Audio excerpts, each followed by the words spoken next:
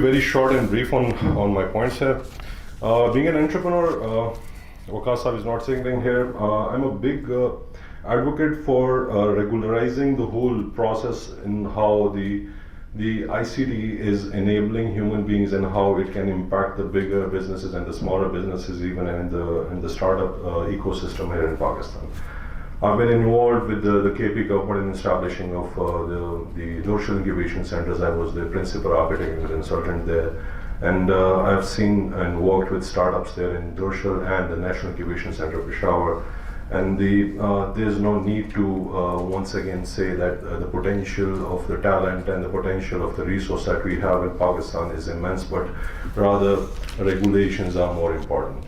Regulations in terms of, as Waqas Saab said, I had my own personal experience that a few years back we wanted to set up an online advertising agency for this capital, but rather whenever we went to CDA or whenever we went to any regulatory organization, first of all, either the regulations weren't there or either they could not understand what we were offering to the market. So those were the challenges, and I'll be very honest, as Amar Saab said, that we are facing the kind of people sitting in the policy and the decision-making seats right now that we can truly call them dinosaurs right now, because they cannot adopt and they're not willing to adopt to the very new norms of the innovations and whatever the requirement is for the new time and era that we are facing right now.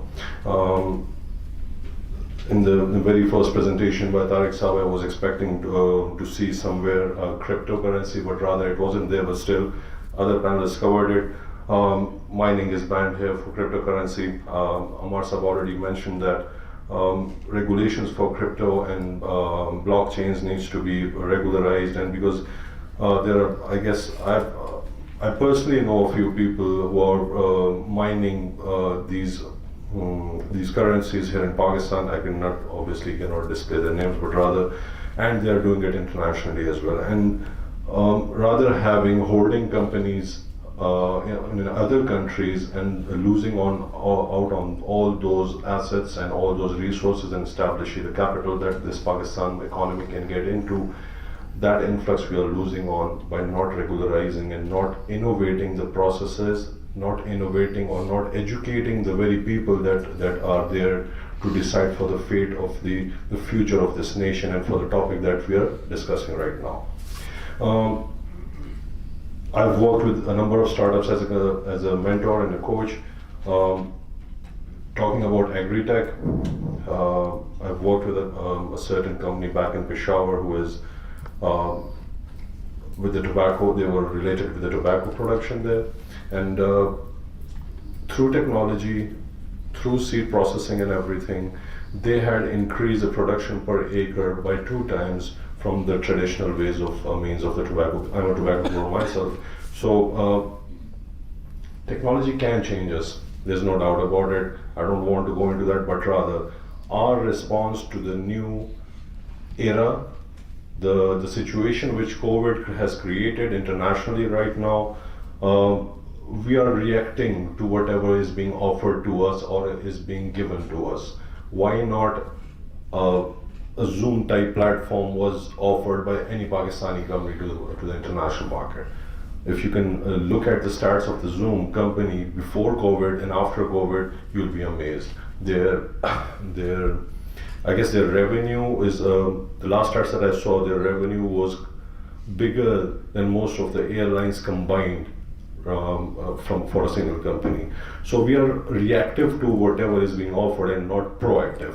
And that is the only issue, that whenever it comes to developing new softwares, whenever it comes to developing new ideas or facilitating the new ideas or the idea givers or the impact creators, even in the social sector, we are lacking way much behind in everything. But rather, I would still, if it is a liability or not, we have made it a liability for ourselves because we are not ready to adopt to it.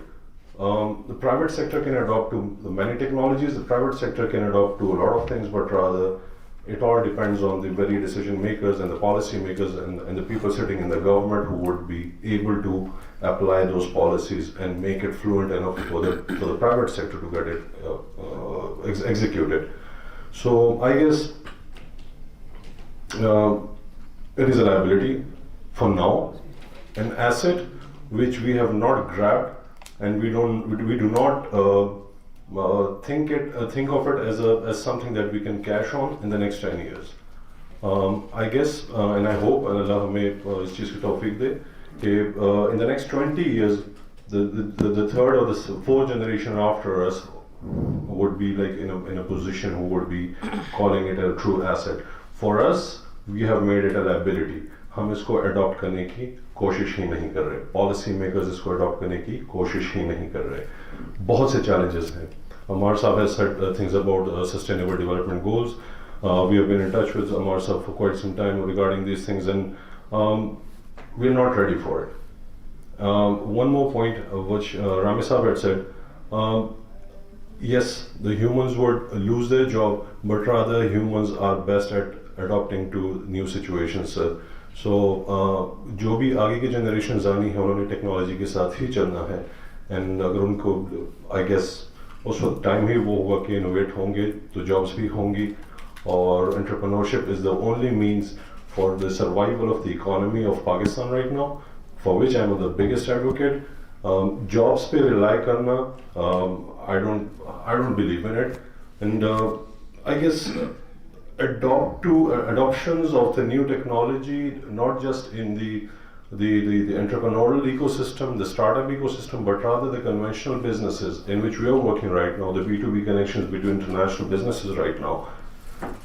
उसमें भी हमें adoptions की ज़रूरत होगी. The shipping lines, the logistic lines, and the you name it, and you can somehow incorporate ICT or IoT into something. So I guess in the last conclusive note, we need to be once again proactively active in a sense that we need to develop more products.